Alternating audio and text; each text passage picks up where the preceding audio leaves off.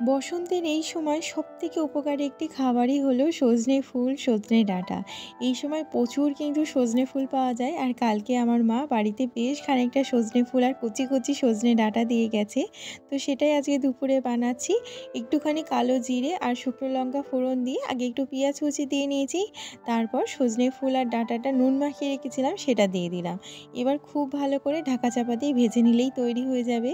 সাথে আমার ছোট্ট বাবারও দুপুরের খাবারটা বেড়ে ফেলছি। এখানে একটু ভাত নিয়েছি, একটু মূলো শাক ভাজা, নিয়েছি শুক্তো আর তার সাথে এই যে সজনে ফুল ভাজাটা। আর আমার ছোট্ট বাবাটার বয়স হচ্ছে ১.৫ বছর। আর আমরা যে ধরনের খাবার খাই আমি ওকে সেই ধরনের খাবার খাওয়াই, শুধু ঝালটা বাদে। তো অনেকেই জিজ্ঞেস করে ও এত রোগা কেন, রোগা কেন? অনেকেই একটা কিন্তু ভুল ধারণা মাথায় নিয়ে চলে যে একটা গোলুমোলু বেবি হলে সেই কিন্তু সুস্থতার অধিকারী। এটা কিন্তু একদমই ভুল।